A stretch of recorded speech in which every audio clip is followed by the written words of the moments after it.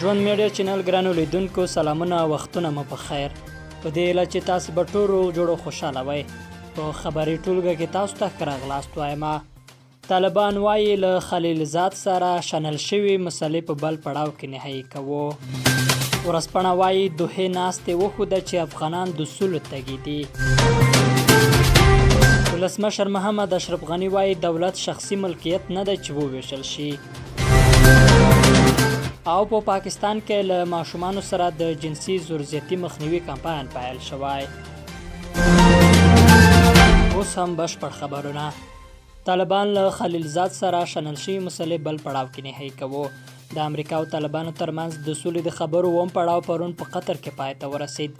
امریکایي استازي زلمي خلیلزاد ویلي چې له طالبانو سره تر ناستې وروسته چین ته تللی او له هغه ځایه به د معلوماتو ورکولو او سلا مشورو لپاره واشنګټن ته درومي.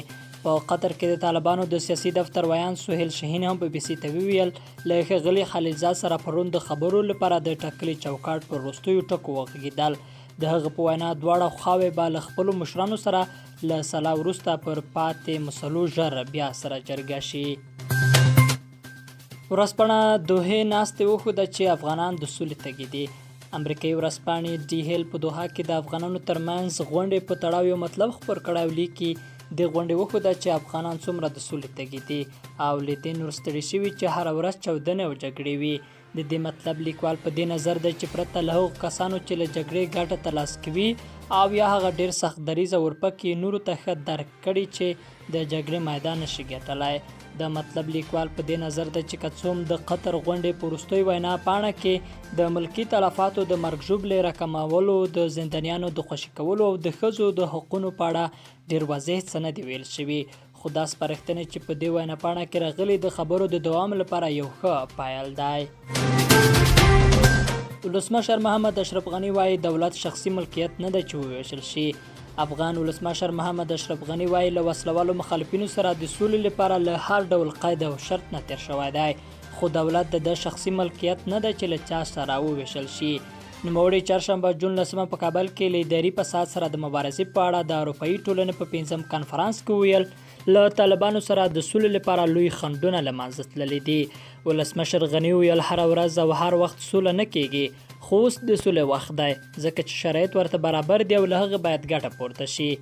د ده په وینا که جګړه کې ښکېلې غاړې دا فرصت لاسه ورکړي نو مسؤلیت به یې دوی پر غاړه وي.